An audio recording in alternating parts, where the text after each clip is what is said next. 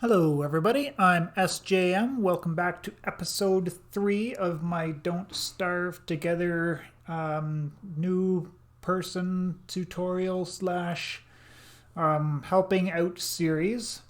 This episode we'll be talking about base planning and where we want to set up our main base.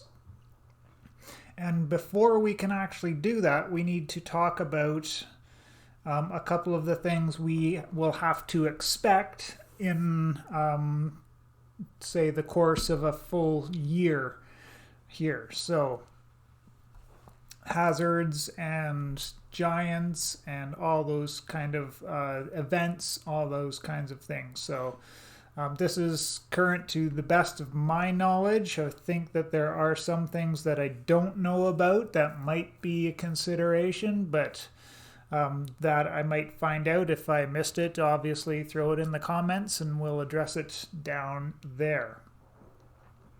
So the first hazard that we have to consider that will happen every few days, not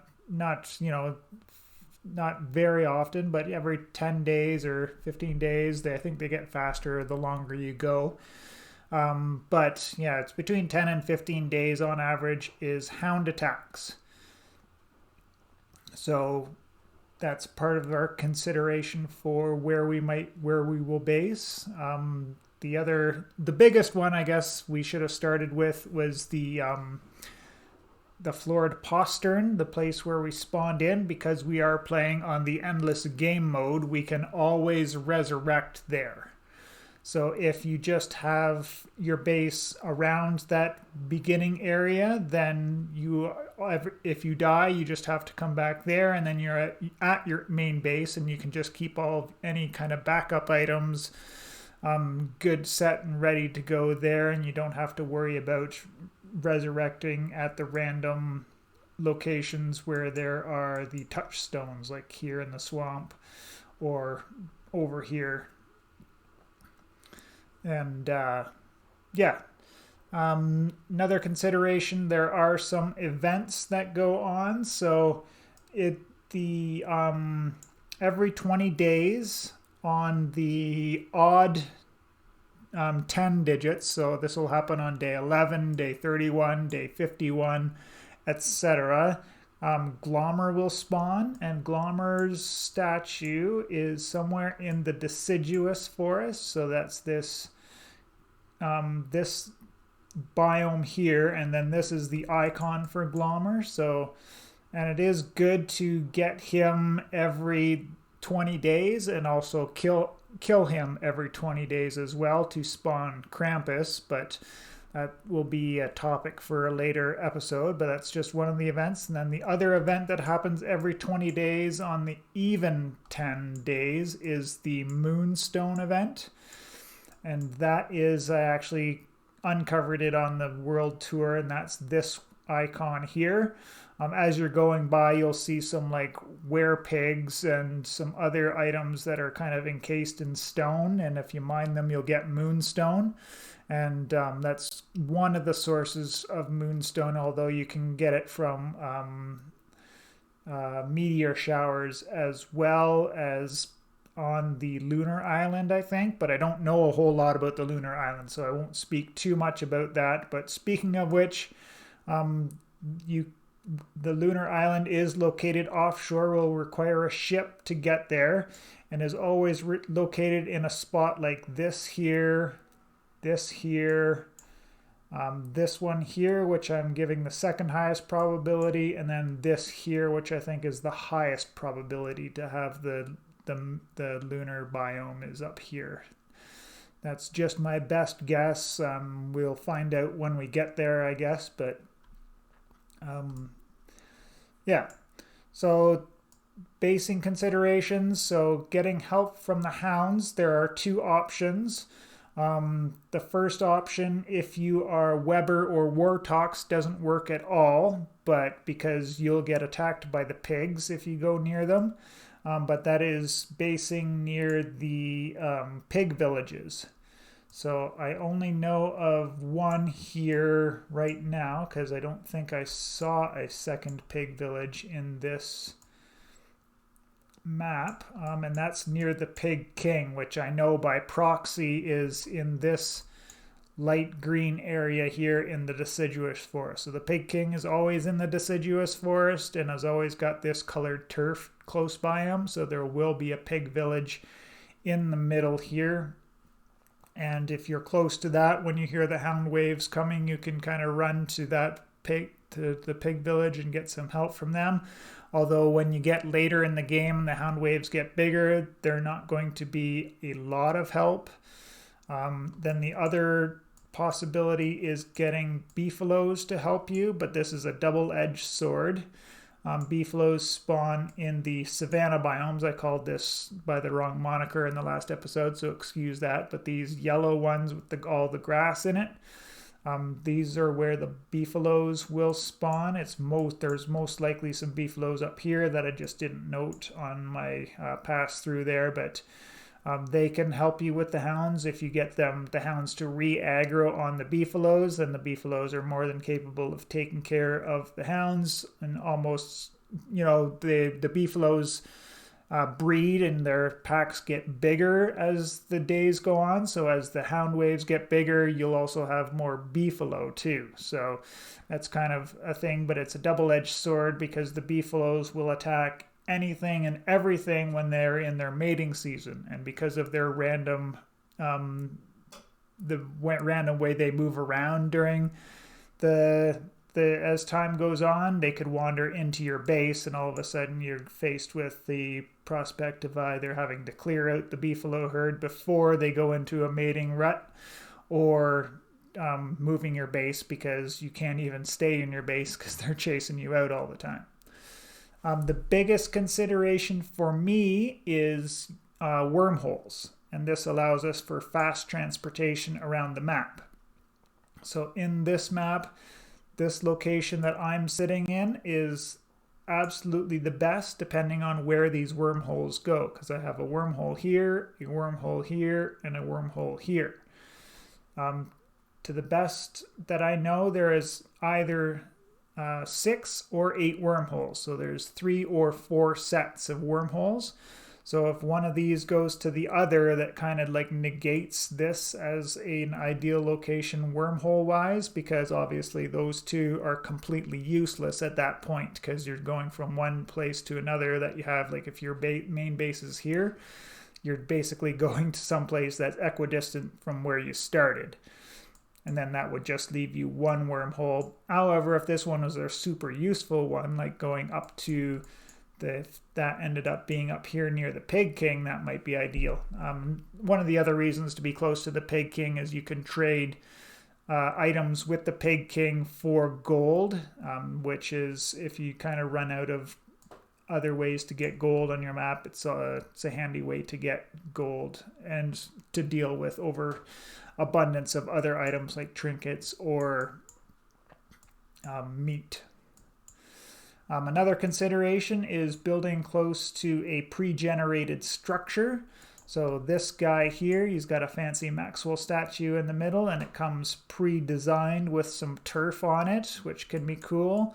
And then this one as well, with a whole bunch of different structures which you can't create. So that's kind of one consideration there, is you can't recreate all of these little statues. So basing near something like that might be of interest to you.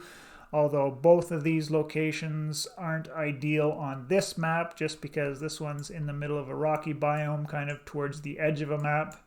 And this one is in the desert biome that will have the antlion, and that'll have a windstorm during the whole summer month, which is really annoying even after you get the item that you need to be able to handle the dust storm. It's still definitely not an ideal place to have a base. So that's out of consideration for this one. So the one I would lean towards is I would test these wormholes, and if they are decent, then I would base here. And then aside from that, I would probably just base right on top of the florid postern, because it is a central location. and it is pretty equidistant to get to most of the different resources that we have out there, although it is a little bit far from where we have our Mac tusks. That's not such a big consideration because we typically only need to farm Mac tusk once to get the proper items. So if we do all 3 of them, we're probably going to get the 2 items that we're looking for. And then the other thing that it is a little bit far away from is the Pig King up here, but we don't need super easy access to that by any stretch of the imagination. And then getting access to the Pig Village, I mean, we can get there sooner or later.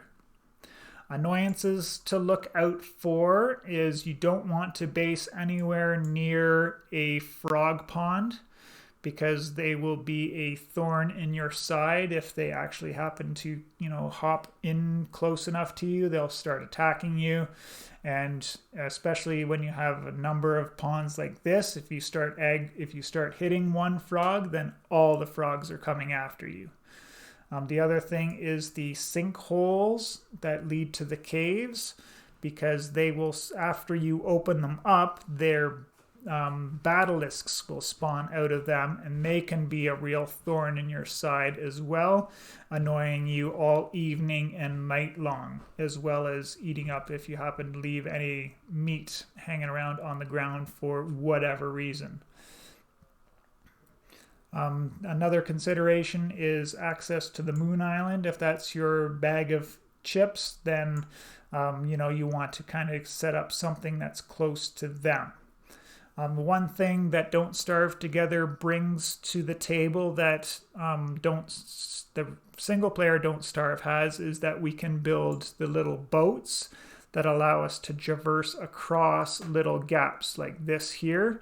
Normally you'd have to walk all the way up here and around here and back to here to get to the oasis, which is where we'll probably set up our little place for the summer, for surviving through the summer.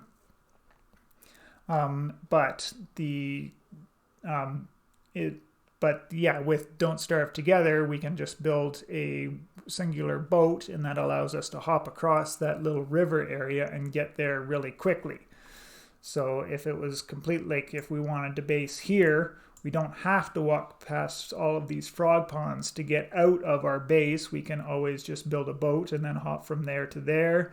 Maybe grab that wormhole there, or from there to there.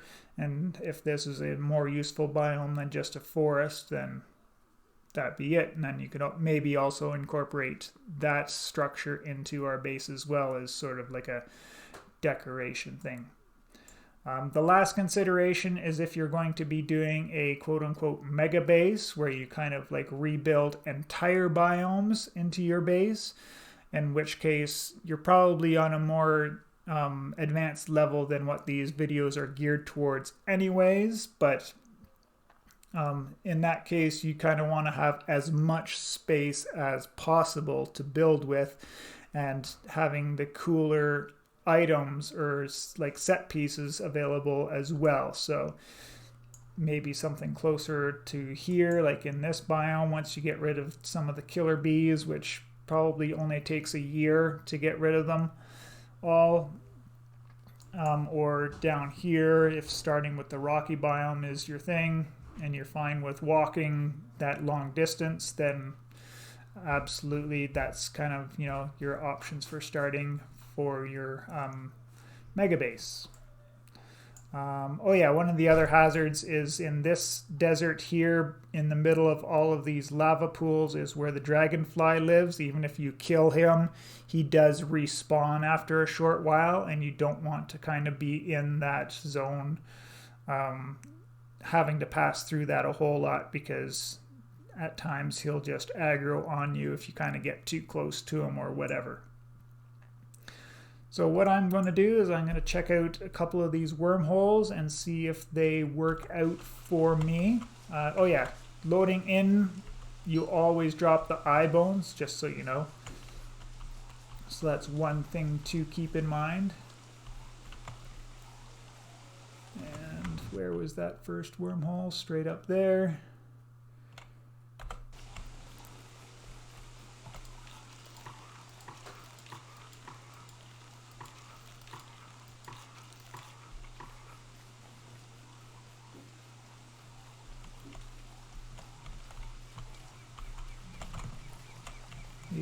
on, Mr. Froggy. No attacky, attacky.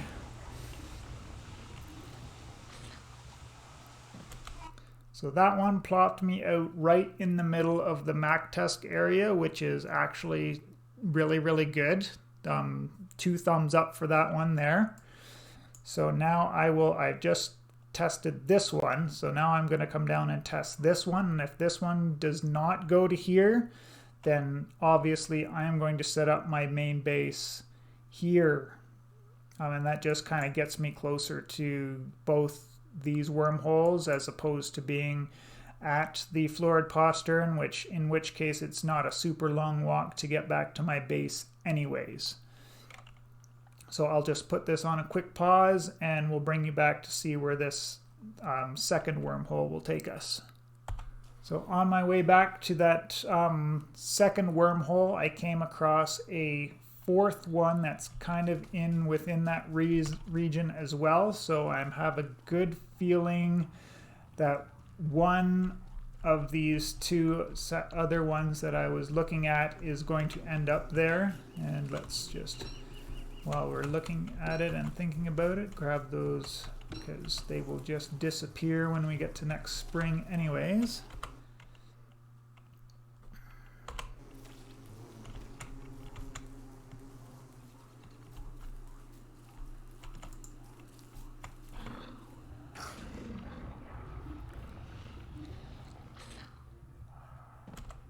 Okay, and then so that did kind of exactly what I thought it was. So that wormhole just goes to there, so is essentially useless, but that does mean that this one will be decent.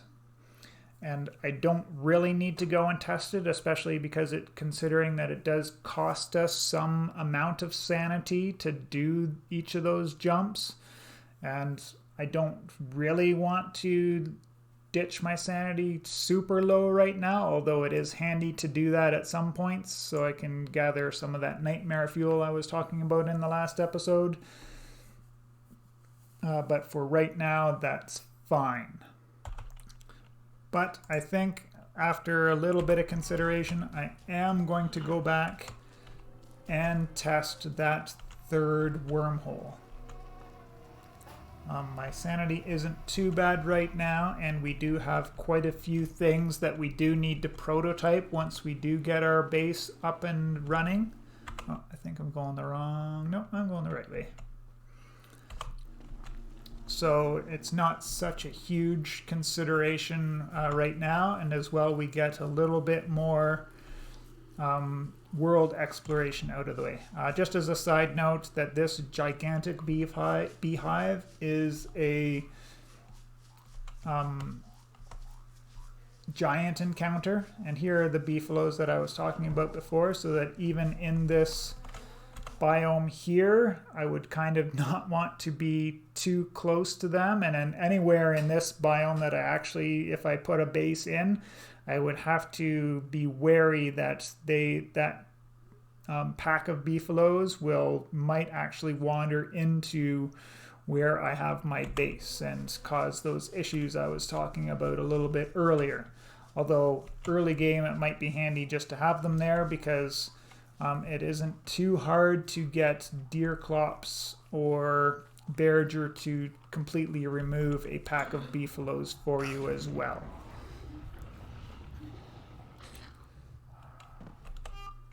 Alright, so this last wormhole ended up being possibly useless. I don't see much use for needing to come out to this part of the world, especially from here to there when it's in a small world. That's such a short run anyways. If this was a super large world, that might not be too bad. Or if there's a resource in here that I might be looking to use, and just to look for that, obviously I'm going to come back and uncover all of that. So the only resource possibly to use for that is to get all of the spiders that are in this forest. And look, there's actually the mini biome. So this is a forest beefalo biome. So there's a savanna in the middle of a big forest with some beefalo in it. So that's kind of a resource, but not really. The other option for basing is I could base down here and then use that wormhole to go to this one, which then I could run over to this one to get to Mac Task, or, well, it's probably useless to run to this one just to go to there. Yeah, so these two obviously is a dead set of wormholes, and nothing to note about those two at all. On this world in particular, I have no easy way to get up to this end of the world. So that might even push me to putting my base up here somewhere, maybe. Although I don't want to be close to that, because if I open it up, then I have to worry about the basilisks. So then I would be pushed into basing around here. So this wormhole's got to lead somewhere. And this one's probably a dead one that kind of leads to here somewhere or up here, which might be semi-useful, but maybe not either, right? So yeah, the other option I could base in here, and like I said, use the boats to bridge there and there so that I don't have to pass by these ponds all the time. And then I'm close to this wormhole and then this wormhole as well.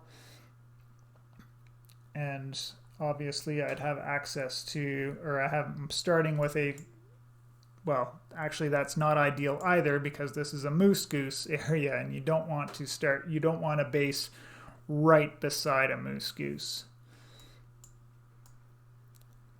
So let me finish up exploring the rest of this area. I don't think there's going to be anything else here considering the forest beefalo were here, but we'll bring you back to close off the episode in a minute.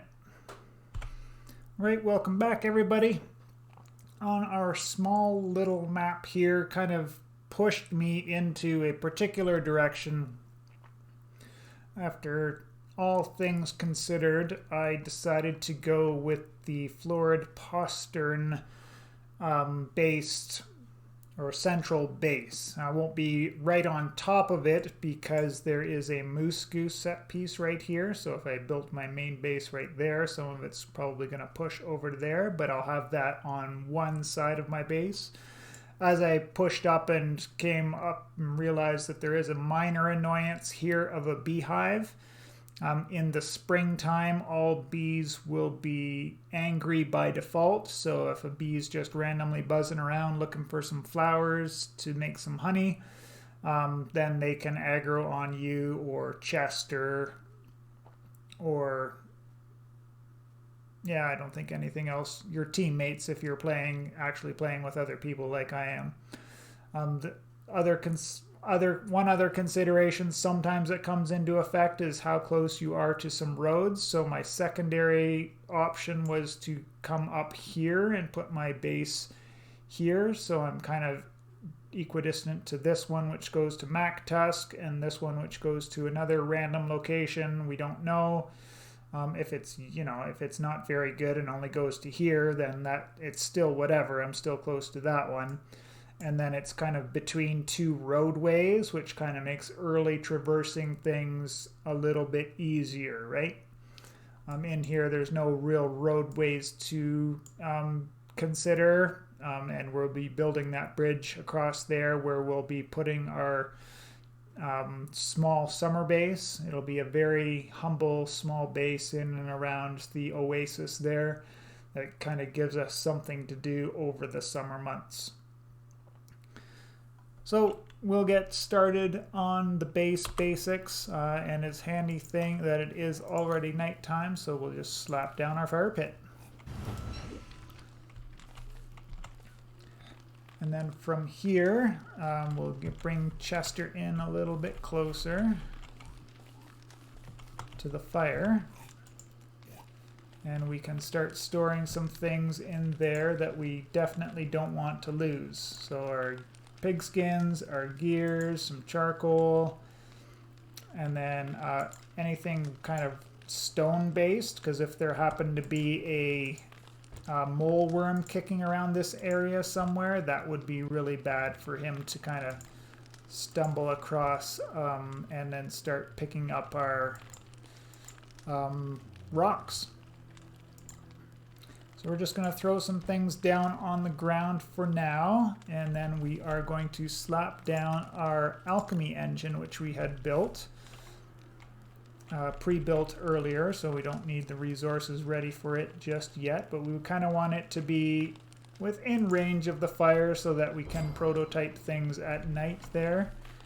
And I didn't plan it out super perfectly, but I'm just putting some of this stuff down here so that I can get some rot, because that will be important here in a little bit when setting up our base. So yeah, that was everything that I wanted to cover in this episode. I hope you all enjoyed. Throw a thumbs up if you did. Leave a comment if I missed anything, or if you need something else expanded on, and I will answer. Otherwise, I will see you in the next one. I appreciate you all. Have a good one.